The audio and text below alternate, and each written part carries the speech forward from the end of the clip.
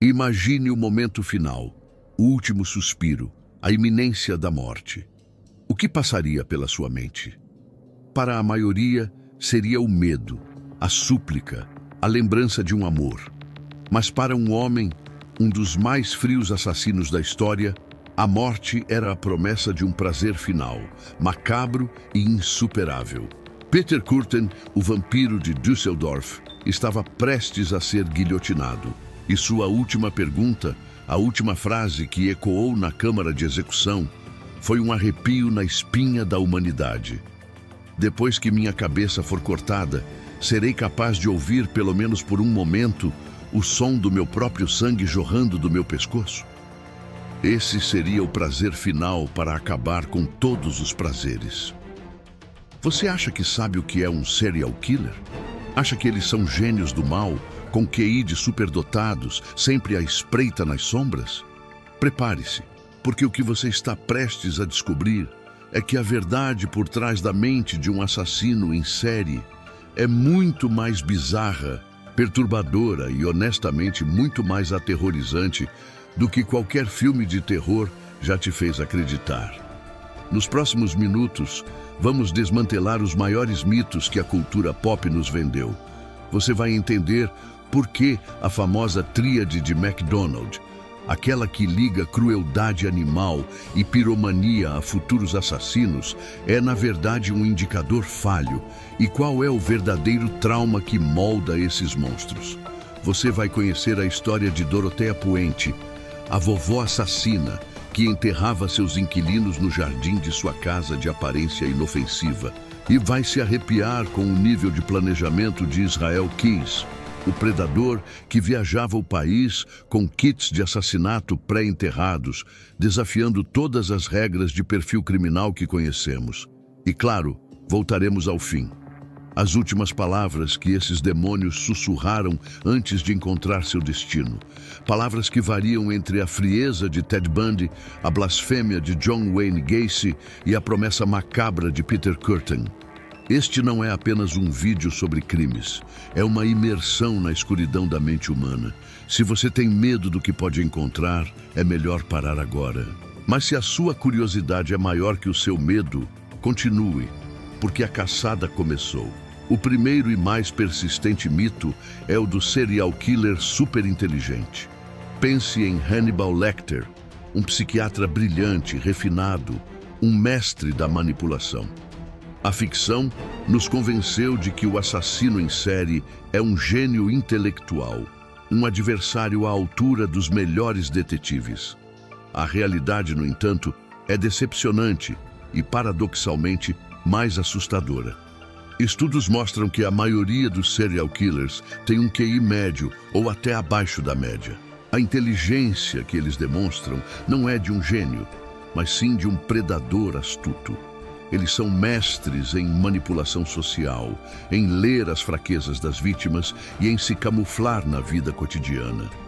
A verdadeira inteligência deles reside na capacidade de compartimentalizar suas vidas. Eles podem ser pais de família, vizinhos prestativos ou até mesmo trabalhar em profissões que exigem confiança, como a enfermagem. A frieza para manter essa fachada enquanto planejam o próximo ato de horror é o que realmente os torna perigosos. Não é a genialidade, é a ausência de consciência. Para entender onde o monstro nasce, muitos olham para a infância e, inevitavelmente, tropeçam na famosa tríade de McDonald. Esse conceito, popularizado por psiquiatras forenses, liga 3 comportamentos infantis a uma futura propensão à violência: crueldade com animais, piromania persistente após os 5 anos de idade. No imaginário popular, se uma criança exibe esses 3 sinais, ela está fadada a se tornar um serial killer. Mas a ciência forense moderna tem uma visão mais complexa. É verdade que muitos assassinos em série, como Ted Bundy e Jeffrey Dahmer, exibiram um ou mais desses comportamentos. A crueldade animal, em particular, é um sinal de alerta grave, pois é um ensaio para o domínio e a violência contra seres mais vulneráveis. No entanto, a tríade por si só não é um preditor confiável. Milhares de crianças apresentam esses traços e nunca se tornam criminosos violentos. O que a tríade realmente aponta é para algo muito mais profundo: trauma severo e psicopatia em desenvolvimento. A crueldade e a piromania são muitas vezes manifestações de uma criança que está tentando exercer controle sobre um mundo que a está oprimindo e abusando. Se não é o QI ou a tríade, o que realmente molda o serial killer? A resposta está em um padrão sombrio e quase universal: abuso físico, sexual e/ou emocional extremo na infância. A esmagadora maioria dos serial killers documentados sofreu abusos inimagináveis. Esse trauma não apenas destrói a autoestima, mas também impede o desenvolvimento da empatia. A criança, incapaz de processar a dor, aprende a se dissociar. Ela cria uma barreira entre si mesma e a dor, e essa barreira, mais tarde, se estende para os outros. A vítima deixa de ser um ser humano e se torna um objeto, um meio para satisfazer uma necessidade. O ato de matar, para muitos, é uma tentativa desesperada de recuperar o controle que lhes foi roubado na infância. É um ritual de poder, onde o assassino inverte o papel de vítima para o de algoz. Eles não matam por ódio à vítima, mas sim por uma necessidade interna de domínio e fantasia. Entender isso não é justificar, é apenas olhar para o abismo e ver que o monstro não nasce do nada. Ele é, muitas vezes, forjado na dor e no silêncio de um lar destruído. Quando um perfilador do FBI examina uma cena de crime, ele não está apenas procurando por DNA ou impressões digitais. Ele está lendo a história que o assassino deixou para trás. E essa história é contada através de dois conceitos cruciais: o modus operandi e a assinatura. O modus operandi é o método que o assassino usa para cometer o crime, garantir sua fuga e evitar a captura. O MO é prático e pode evoluir. Um serial killer iniciante pode ser desorganizado, mas com o tempo ele aprimora seu MO. Usa luvas, muda o local de descarte do corpo ou até mesmo altera o tipo de arma. O MO é a parte lógica, a ferramenta de trabalho do assassino. A assinatura, no entanto, é a parte mais sombria, a marca registrada do ego e da fantasia do assassino. É o que ele precisa fazer para satisfazer sua necessidade psicológica. A assinatura não muda. Pode ser a posição ritualística do corpo, a remoção de troféus específicos ou a escrita de mensagens na cena do crime. É o porquê ele mata e não o como. Pense em Ted Bundy. Seu MO era atrair vítimas fingindo estar ferido com um braço engessado. Esse era o como. Sua assinatura era a necessidade de dominar e humilhar suas vítimas, muitas vezes voltando aos corpos para rituais macabros. O gesso sumiu, mas o ritual permaneceu. A coleta de troféus é uma das assinaturas mais perturbadoras. Não se trata de valor material, mas sim de reviver o poder sobre a vítima. O troféu é uma lembrança física daquele momento de domínio absoluto. Para o serial killer, o crime não termina quando a vítima morre. Ele se estende para a vida do assassino através desses objetos: um brinco, uma mecha de cabelo, uma carteira de motorista. Esses itens são guardados em segredo, revisitados em momentos de fantasia, permitindo que o assassino reviva a emoção do assassinato. O caso de Dennis Rader, o BTK Killer, é um exemplo aterrorizante. Ele não apenas matava, mas também fotografava suas vítimas em poses específicas, muitas vezes vestindo as roupas delas. Ele guardava essas fotos como troféus, e o ato de revisitar as imagens era parte essencial de seu ritual. O troféu não era apenas um objeto, era a imagem que ele havia criado de seu poder. Nem todos os serial killers caçam nas ruas escuras.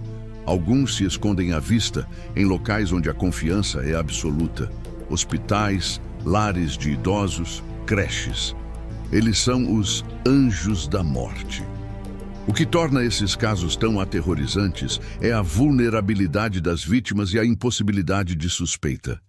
Quem desconfiaria de uma enfermeira gentil ou de um cuidador dedicado? Beverly Allitt, apelidada de Anjo da Morte, é um nome que causa calafrios no Reino Unido. Ela era uma enfermeira pediátrica que, em apenas 59 dias, atacou 13 crianças sob seus cuidados, matando 4 delas. Seus métodos eram variados e cruéis: injeções de insulina, potássio ou sufocamento. Sua motivação? O desejo de atenção e controle.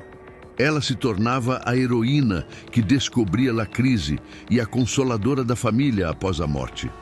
O hospital, um lugar de cura, se tornou seu campo de caça particular. Outro caso é o de Donald Harvey, que alegou ter matado mais de 80 pessoas em hospitais de Ohio e Kentucky. Ele se via como um anjo da misericórdia, mas na verdade matava por tédio ou raiva. Ele usava venenos, sufocamento e até mesmo desligava aparelhos de suporte de vida. Ele era a morte vestida de jaleco, operando em um ambiente onde a morte é, ironicamente, esperada, facilitando sua camuflagem. O perfil clássico de serial killer é o de um homem solitário, caçando em uma zona de conforto. Mas o horror, como a vida, adora subverter expectativas. Conheça Dorothea Puente, a vovó assassina. Dorothea era uma senhora idosa, de aparência frágil e sorriso acolhedor, que administrava uma pensão em Sacramento, Califórnia. Seus inquilinos, principalmente idosos, deficientes mentais e alcoólatras, pessoas invisíveis para a sociedade. Dorothea não matava por prazer sexual ou domínio físico, mas por um motivo muito mais frio e calculista: dinheiro. Ela drogava e matava seus inquilinos para continuar recebendo seus cheques da Previdência Social.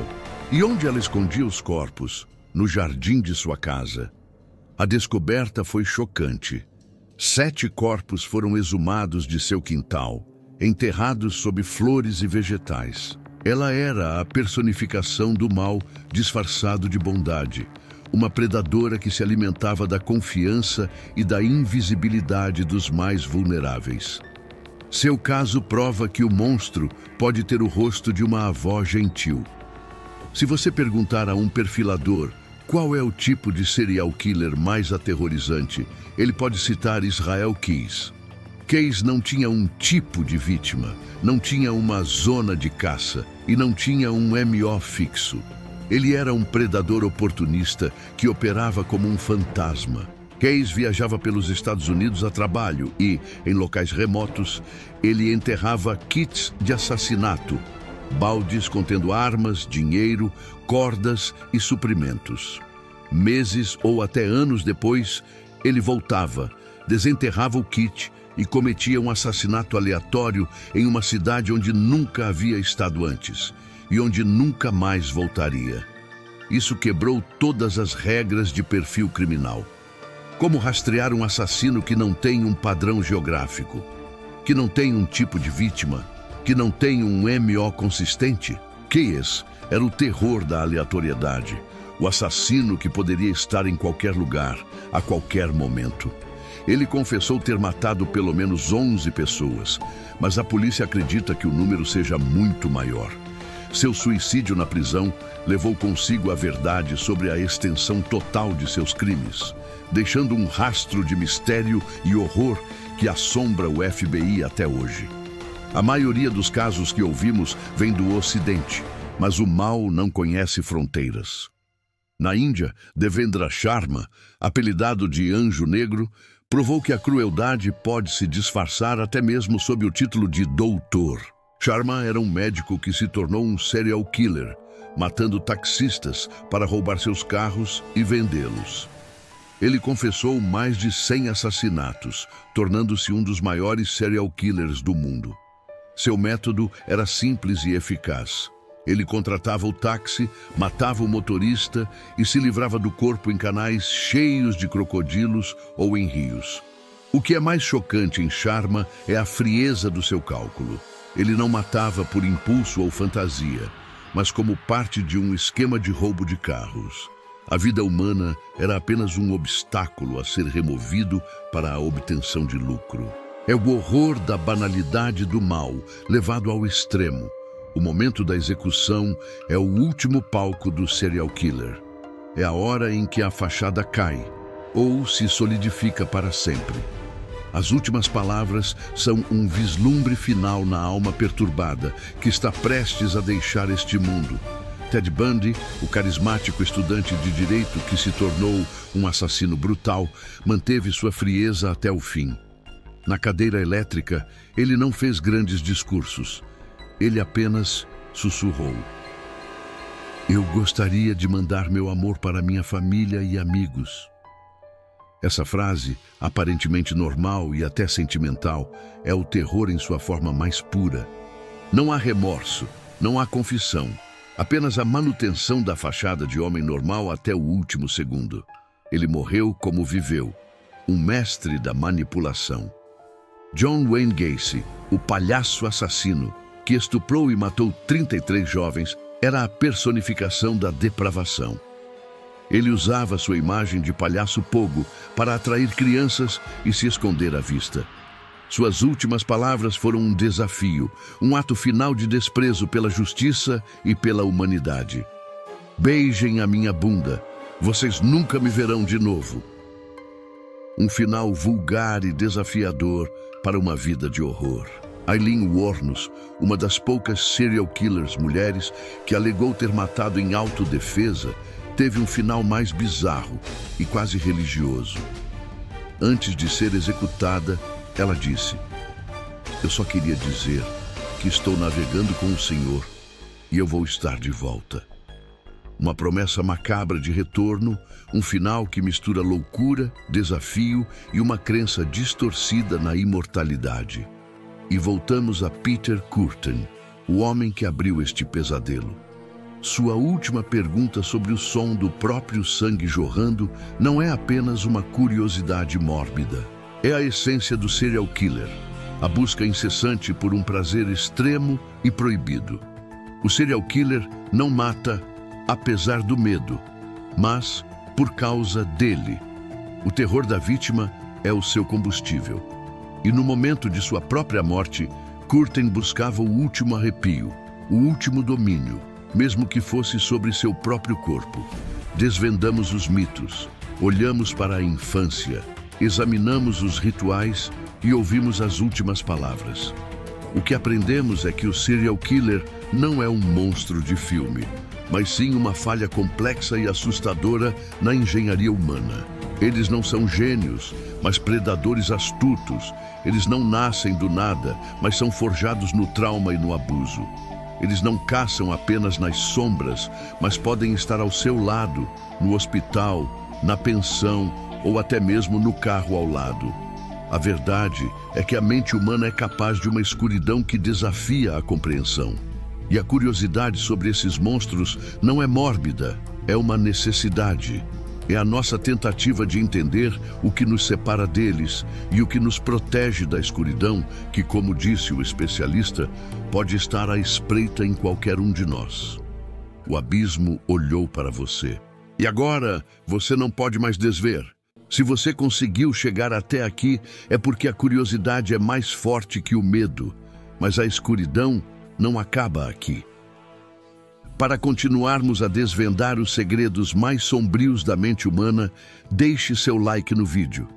Isso mostra ao YouTube que você quer mais conteúdo como este.